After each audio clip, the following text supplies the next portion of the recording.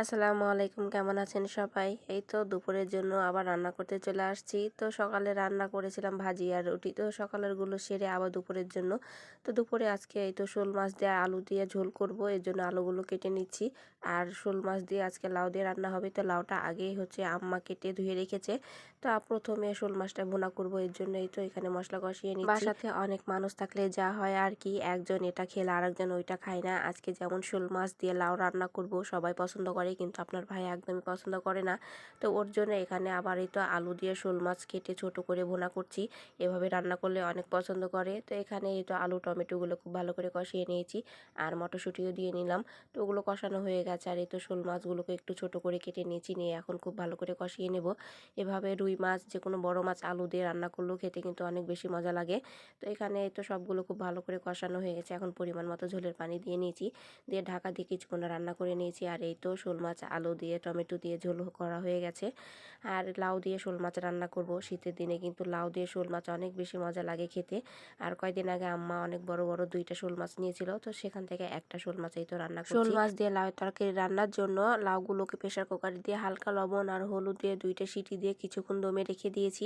আর এদিকে শোল মাছ কষানোর জন্য আদা রসুন বাটা, লবণ আর পেঁয়াজ বেরেস্তা করে এই তো হালকা করে ভেজে নিয়েছি, মানে কষিয়ে নিয়েছি। আর তার সঙ্গে এই তো হলুদের গুঁড়া, মরিচের গুঁড়া, ধনে গুঁড়া দিয়ে নিয়েছি। আর লাউয়ের তরকারিতে কিন্তু সবসময় অল্প পরিমাণে মশলা দিতে হয়, খুব একটা বেশি মশলা দিলে কিন্তু মশলার গন্ধ বের হয়, খেতে একদমই ভালো লাগে না। তো এখানে তো শোল মাছগুলো দিয়ে কষিয়ে নিচ্ছি, আর এর মধ্যে কিন্তু মটরশুঁটি দিয়ে নিয়েছি।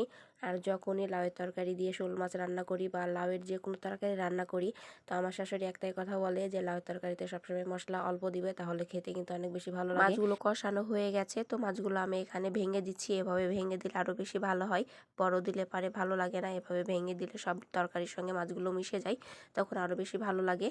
এখানে লাউগুলো সিদ্ধ করে রেখেছিলাম, অনেকটা পানি বের হয়েছে, তো পানি সহকারে আমি লাউগুলো দিয়ে দিলাম মাছের মধ্যে। এখন এই তো নাড়াচাড়া করে কিছুক্ষণ রান্না করে নেব।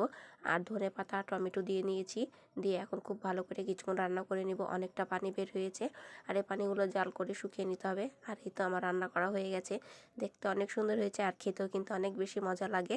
আর এখানে আমি হচ্ছে কুমড়ো বড়ি দিয়ে বেগুন আর আলু দিয়ে রান্না করব।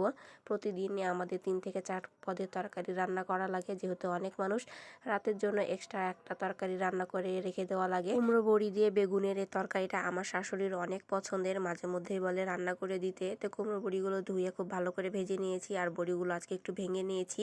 তো বড়িগুলো ভেজে রেখে কড়াইয়ে আমি আবার এই তো সব মশলাগুলো খুব ভালো করে কষিয়ে নিয়েছি, আর কষানো হয়ে গেলে বড়িগুলো দিয়ে কষিয়ে নিয়েছি।